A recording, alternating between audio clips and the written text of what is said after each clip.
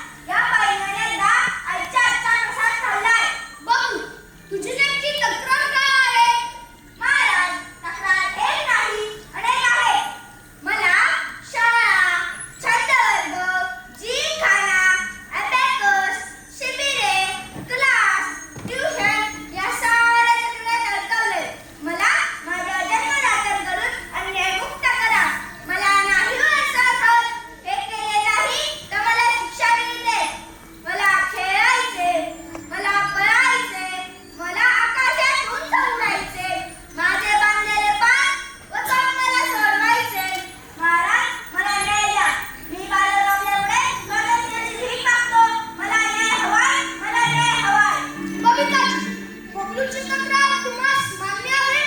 हो देसाई, होते माझ्याकडून. पण यात बबलूचंच कल्याण आहे. त्याचे सारे विषय असेच छंदवर्गात जातात. मलाही वाटते त्याने जावे. ठीक आहे. तुम्ही तुमच्या लहानपणी असे काही वर्ग, छंद शिबिरे केली का? नाही का? मग त्याला झेपेल, पेलेल, आवडेल तेच तर दिले पाहिजे. समजा या ओझ्याखाली त्याचं आयुष्य उद्ध्वस्त करायला आपण आई-वडील निघालो. तुमच्या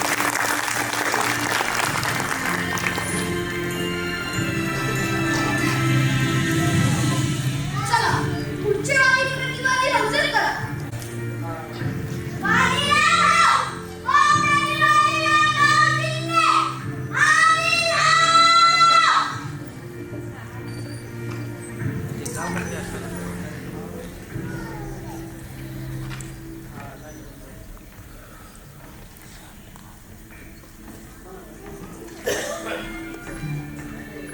काही सांगेल ते खरे सांगेल, खोटे सांगणार नाही. मी जे काही सांगेल ते खरे सांगेल, खोटे सांगणार नाही. काय तक्रार आहे? मी राघव शिंदे. हे माझे वडील शेतकरी आहे. हे घरात कोणाचंच ऐकत नाही.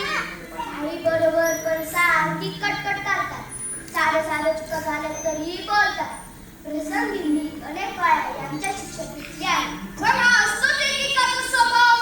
मग बाबांच्या विरोधात तक्रार. मला सांगा, मला शेतात काम करावे लागते. बाजारात भाजीपाला विकावा लागतो. शाळेला खाडे होतात. अभ्यास मागे राहतो. सर म्हणतात शाळा तरी कर, नाहीतर शाळा तरी राख. शाळेत थोडे फीला पैसे मागितले की बाबा म्हणतात मास्तरला सांग इथं काय पैशाचं झाड नाही तर काय. बघ याचा परिणाम व्हायचा तोच झाला. एकाच वर्गात तो आमचा बसला. ते माझा नापास झाला. बाकी पोरं पुरी शिकून बाहेर पडली तरी हो तिथंच. काय नाही, माझंच कोण्या पोरामुळे मला पोटची पायरी चढावी लागली. त्याला पण शिक्षा झालीच पाहिजे. राम तुम्हाला काय वाटतं? काय शिक्षा करावी? ह्याला मी हटवून देणार. चांगला घेऊन अनाथ आश्रमात टाकतो. म्हणजे बाप काय असतं ते समजत. मला कोणाच घेतो काय जीव बघा आणि माझी मांजर मलाच मिळाव. तुम्ही किती शिकला? शाळेत तरी जात होता का? बाळकाची लई छोटी विषय मला नव्हती आवडत. मी गोट्या खेळायचो. पाहुणं जायचो. चढायचो. सारखी भांडण्याची घरी वैतागून बापाने शेतीत वागलं. मग कसला नाही शिक्षण? ती शिक्षा बघतोय. जय गुरुदेव. शिक्षा ते नाही मी बघतोय. बघा माझा अवतार. मला नीट कपडे नाही. शाळेत जाता येत नाही. अभ्यास करता येत नाही. मग मी ऐन परीक्षेत आजारी पडलो. नापास झालो. बाणी मला सलून मध्ये माझी छत्री. गावातून तसंच थटपटच आणली आणि आता अनाथ आश्रमात पाठवायचं म्हणतो. त्याच्या शेतात का माझं वय तरी आहे का? आरटी मार्गाच्या शिक्षण हक्क अधिनियमानुसार तुम्ही राघवला घरी ठेवू शकत नाही व आई वडील असताना अनाथ आश्रमात देखील पाठवता येणार नाही व बालमजुरी कायद्यानुसार त्याला कामावरही पाठवता येणार. नापास होणे हा चूकही नाही व गुन्हाही नाही. त्याला शिकू दे, पुढे जाऊ, अन्यथा कोण दंड करू शकतो. जय महाराजने आपला आनंद मानला. यापुढे असं करणार नाही. राघव साहेब पार शिक मोठं केलं मागची असावी.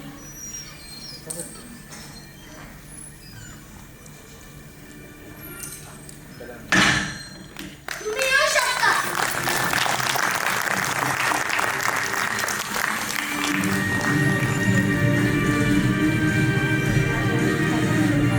चला पुढचे वादी प्रतिवादी हजर करा.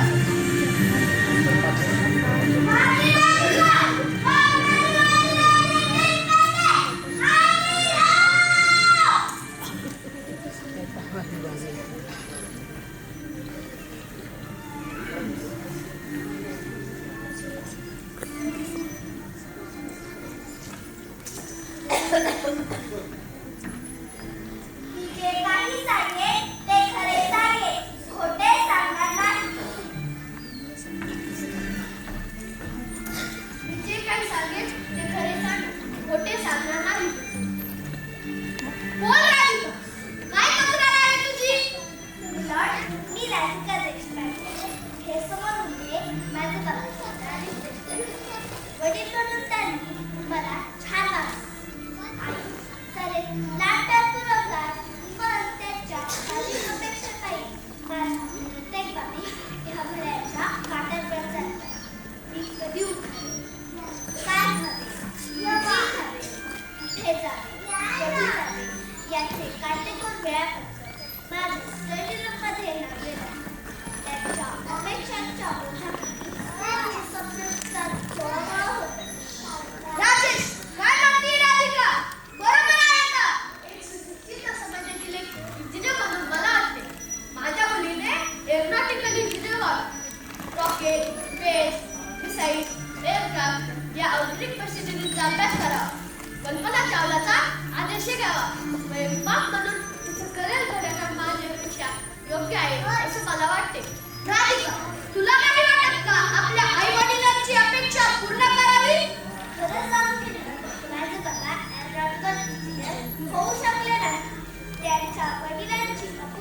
इच्छा माझ्याकडून पूर्ण करण्याचा हा प्रकार आहे. राधिका, काय म्हणतेस तू हे?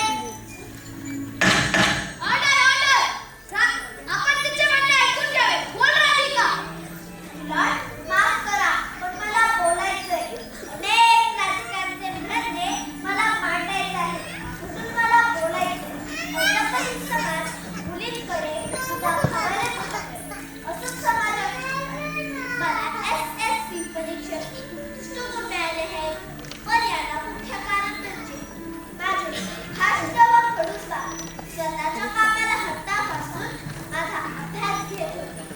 क्लास, अतिरिक्त मार्गदर्शन, सॉफ्टवेअर, वाचन, लेखन, नोट्स पाठवणे यात मी एवढी गुंतले की माझ्यावर अभ्यासाचा कडा फारा. फक्त याच्या हातात बसून नव्हती. घर एक बंदीखाना झाले. बाप जेलर व मी या पुस्तके अभ्यासाच्या दंडाईत अडकलेली कैद. खिडकी बाहेर बागेत फुललेली फुले. डोंगराने टिपायचे. मला जर स्वातंत्र्य नसेल तर या डोंगराला अर्थ तरी काय? जग साहेब, मी एक मिरची, कौसुकी, पाहू. आज घरचे, उद्या आणखी कुणी. मला माझ्या पंखाती बळ लावण्यातील त्यातून उडायचंय. रातभर होऊन उडण्यापेक्षा भावना विचारांचे मुक्त पंख पसरून मला आभाळ व्यापायचंय. मला हे अपेक्षांचं असायोध नाही स्वागत, नाही स्वागत. राजी, यावर तुम्हाला काय म्हणायचंय? राधिका बेटा, बाप असलेलं मन आज विषयाने गेलं. खरं आहे, माझ्या वडिलांचं स्वप्न मला पूर्ण करता आलं नाही व ते कुठे जगात. आज मला माझी भूल चूक समजली. मी सर्व बाबांना हात जोडून विनंती करतो की मुलांना दूर राहू द्या. आपल्या पेशाच्या बरोबरखाली रखू नका. मनाचा अथवा बोल याही पेक्षा कर्मठपणा व कष्टार्जित माझ्या विरुद्ध आहे. बेटा राधिका, आज तुम्हाला निवडून चुकलो मी. मला काम करू नको. जय साहेब, मला शिक्षा द्या. मी घ्यायला तयार आहे. हो, तुम्हाला तर शिक्षा होणार, पण मी याचा न्यायनिवाडा नाही करणार. राधिकाचा न्यायनिवाडा करेन. बोल राधिका, काय शिक्षा देणार? जज साहेब, मला माझा ओरिजिनल दाखव आहे. मला लटकन विषय करू इच्छितात इच्छा झाली. थोडंच पाप नकोय. मला माझे हसरे, खेळते, आनंदी बाबा हवे. हीच त्यांना शिक्षा.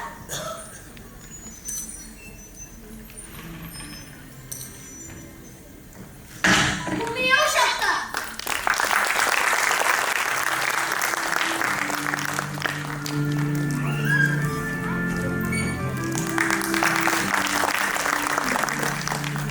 चला, पुढचे वादी प्रतिवादी हजर करा.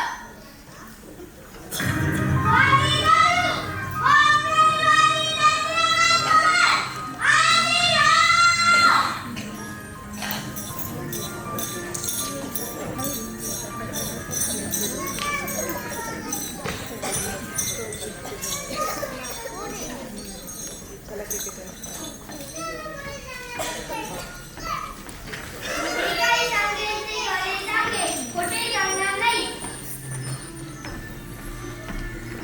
मी काही सांगेन ते खरे सांगेन, खोटे सांगणार नाही.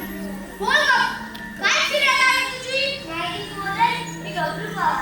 दिसायला गौतम व वागायला गौतम. बापांना मुलांना चांगलं वाण आवश्यक हवं, पण एवढं नको की मुलांना घडी घडी वागवं.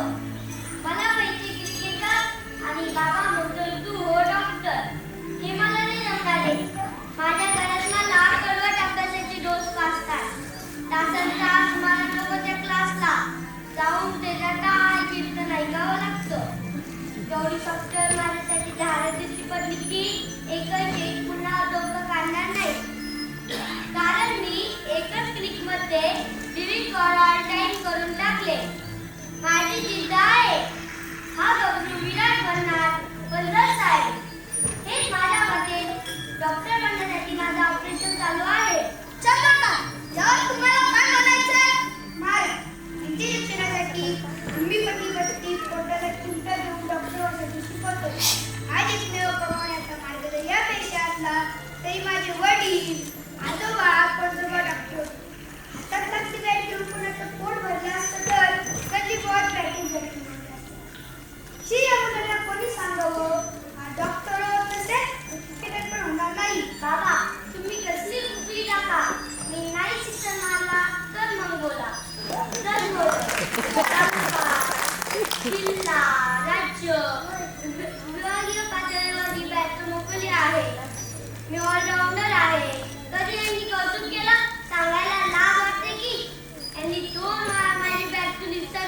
म्हणून वापरले. गोल गटारीत टाकले. आईने चाळी वेळेत जपून ठेवली म्हणून ती वाचली. न्यायाधीश महोदय, मला तर वाटते आता वापस बदलावा. ऐका ना, हेच गाठी माझे 5 कागद कितीच्या मारल्या, हे बोलले तर माझ्या तोंडात कोंबले.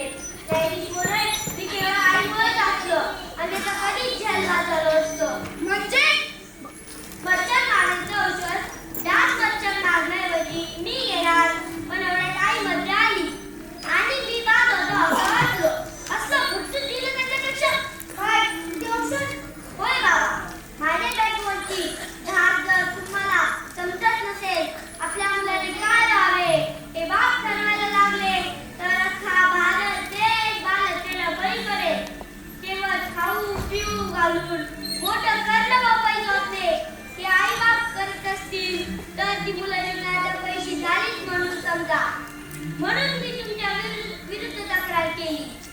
माझा मोठा भाऊ तुमच्या बाजीरावाचा पायी मनोरुग्ण होऊन मानसोपचाराकडे ट्रीटमेंट घेतोय हे तुम्ही विचारलं? चंद्रका, तुम्ही चुकला. एक बाप म्हणून अपयशी ठरला. वारसदार डॉक्टर होते म्हणून आपल्या मुलाने कर तेच व्हावे ही मानसिकता एकाबरोबर दुसऱ्याही मुलाचा जीव घेत असेल तर हे थांबलंच पाहिजे. तुम्ही पत्नी, गबरू व एक मुलगा याचा विचार न करता तुम्ही शब्दात सांगा की मी चुकलो, की मी माझ्या उत्तरात पूर्ण बदल करतो. मी चुकलो. अति अवस्था, तिष्ठा, नासन, निवृत्त व पैशाचा अंकार धरलो. आज माझ्या बघून सोडा. मी चुकलो. यापुढे मला माझं जसं असेल तसं कुटुंबामध्ये आहे आणि क्षमा कर बेटा. बाबा, आज मी नाही, तुम्ही माझी विकेट घेतली. तुम्ही जिंकला.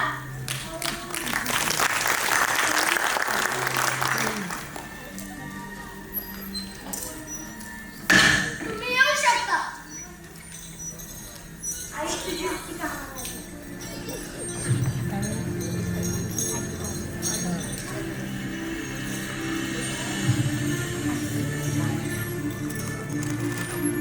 चला पुढच्या वादी अर्जन करा.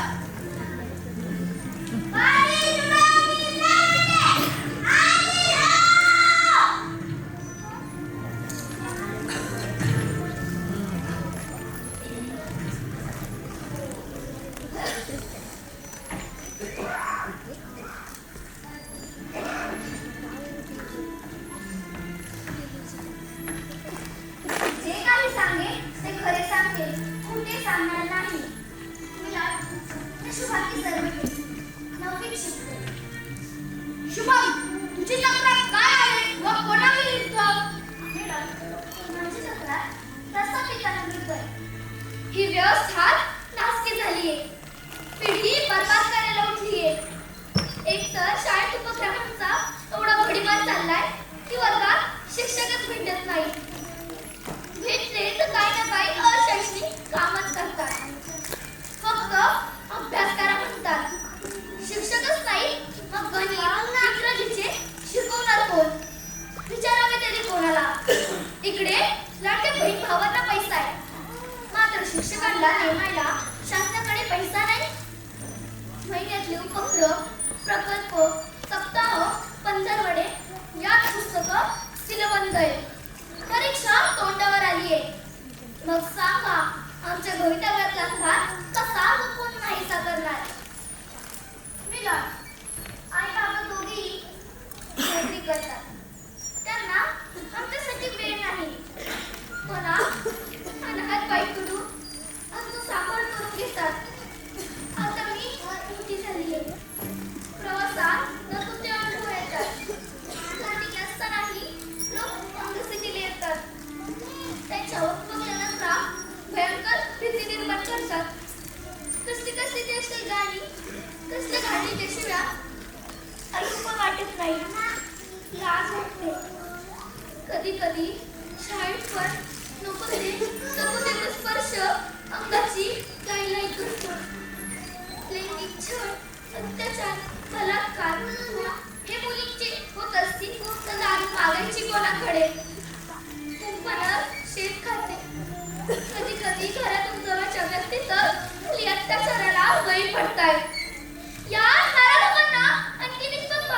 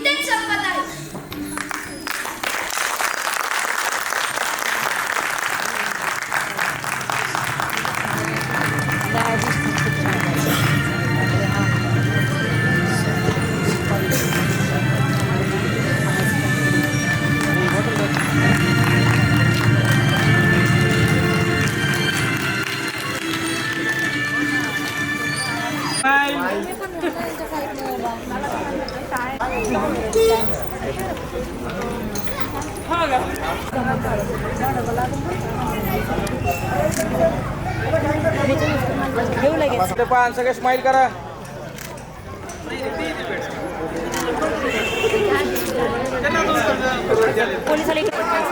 एक मिनिट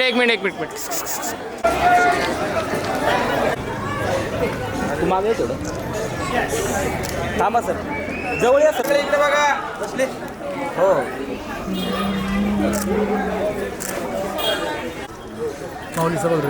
इकडे बघा सगळे. इकडे बघ.